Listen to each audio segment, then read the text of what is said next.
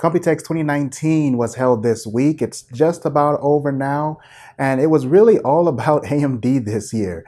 But there's also other things at Computex that happened, and I would really like to just do a quick recap of kind of all of it. Not necessarily everything, but I just want to tell you guys about things that interest me this year at Computex. Let's get into it.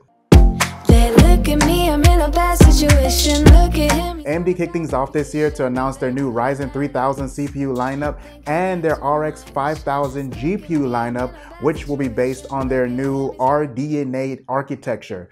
This architecture provides PCIe 4.0 compatibility along with power efficiency and performance boost, which will really put AMD in a great spot in the market for this year. Now, what Intel will reply with, we don't know, but honestly, Intel didn't really show us much. They did display some new mobile CPUs, which that's okay. But let's get back over to AMD. I'm quite excited for the new AMD hardware, like the AMD R9 3900X. They also talked a little bit about the upcoming Navi GPU series and showcased some demos of the RX 5700, which along with the rest of the RX 5000 series, pretty much makes these the first GPUs for PCIe 4.0, which, hey, very nice. The thing is, we don't really know what that means yet in terms of performance. And I will double that again by saying we don't really know what the performance is for any of AMD stuff right now.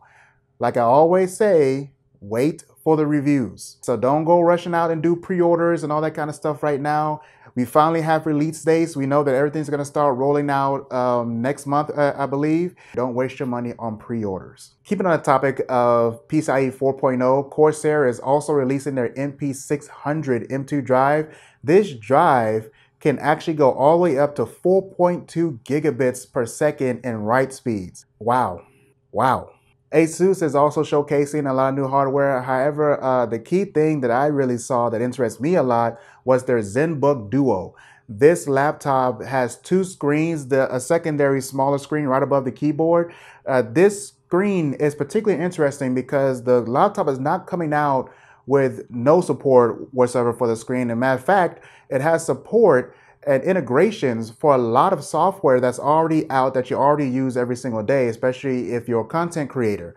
So there's a lot of things that you can possibly do with this secondary screen, including edit your videos in Adobe Premiere or even Final Cut Pro, moving around the slider on the screen instead of using your mouse. Usually when you see these dual screen type laptops and all that, there's a lot of software issues with it. A lot of things just are not compatible. They don't really work well. Asus apparently has thought about this, so I'm pretty excited to see how it looks. Of course, waiting for the reviews. And of course, I'm especially waiting for the one from Dave2D, which is the guy who first brought this to my attention with his video about his thoughts on Computex. As usual, case manufacturers also showed up to play at Computex. They had a lot of different and crazy new things to show us that will be coming up in the future. But in particular, there's a few case manufacturers that I was interested in. That would be Inwin, Lian, and Cougar, who had some quite unique cases to show. Now from Cougar, we had their second addition to their Conqueror series. I keep saying Conqueror.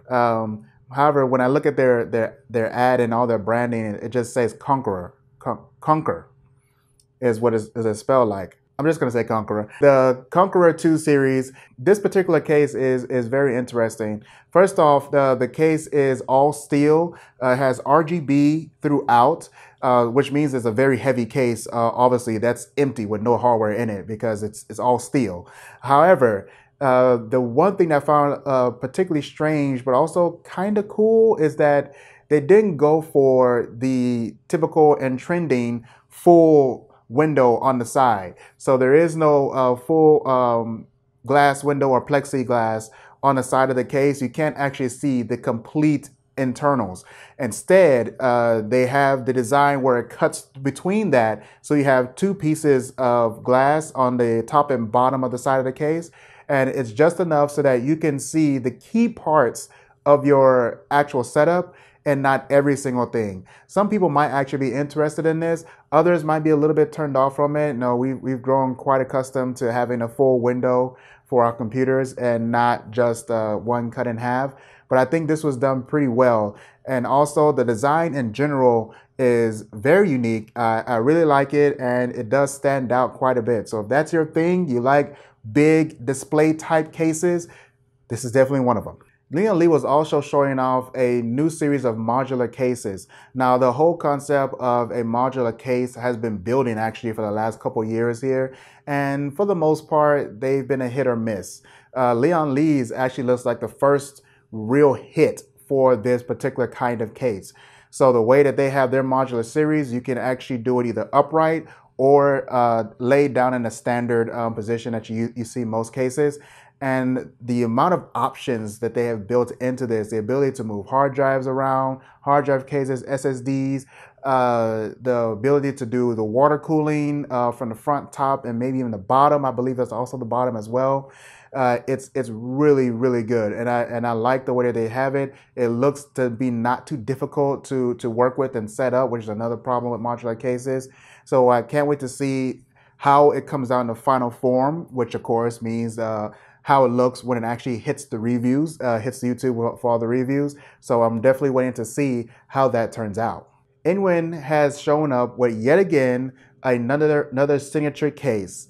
And this case is 3D printed out of plastic, which seems to be their theme this year. They also have a separate series they were showing off, their Alice series of cases. Now these cases are meant to be cases built from recyclable plastic. It's more of a green earth kind of theme going on there. They're only $30. Can't argue with that at all. I would definitely like the design to be cleaned up a little bit, but I can't argue with $30. Over in their signature series, however, they are now 3D printing more of an organic design. Looks like something out of a video game of how these cases look. These cases look awesome. They look very good. However, they do not look $4,000 good. And I just can't wrap my head around that right now.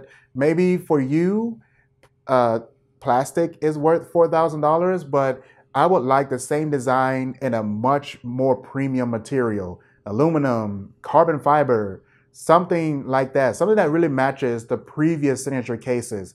This just doesn't do it, not for that price tag. This pretty much wraps up everything I wanted to talk about at Computex this year. Computex 2019 was just as good as it always is. I find it pretty much better than most other tech convention shows that happens every year.